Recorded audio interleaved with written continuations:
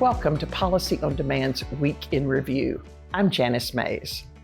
What would you tell clients are your takeaways from this week? My key takeaways from this week are 4. Congress does not want to be in Washington. Their goal is to be out for the year by December 15th if they can enact what they consider to be their must-dos: defense, foreign surveillance, FAA reauthorizations, and that supplemental appropriations package that brings with it a lot of controversy. As we filmed, the Ways and Means Committee was expected to move forward legislation to prevent double taxation on investments between the U.S. and Taiwan, and that's a big thing.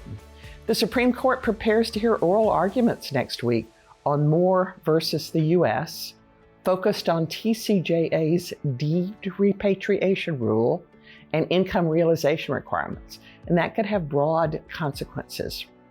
And Canada this week reiterated its desire to enact a digital services tax.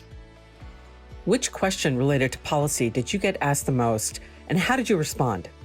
My question is still, as ever, that I was asked was, is there still a chance for Republicans and Democrats to act on R&D amortization, interest deduction limits, and bonus depreciation phase-outs? Can that be addressed this year?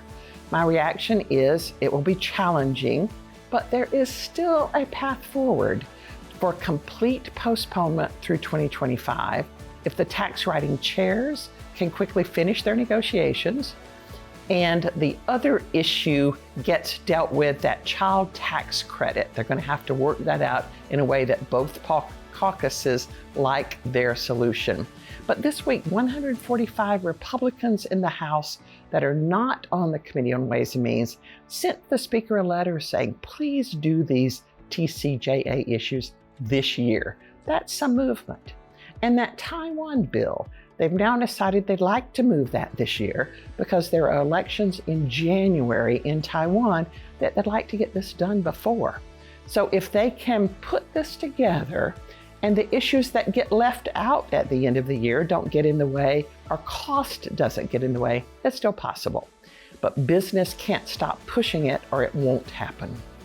Where should companies focus their attention in the coming week? If you care about any of those 3 TCJA provisions, this is the week to go all out to try to deal with that this year. Talk to leadership in the House and the Senate. Make this a must-do item for them before the end of the year. If it doesn't happen this year, it's hard to do it next year, possible, but even harder than this year. And if you go into 2025 without action, retroactivity is certainly lost.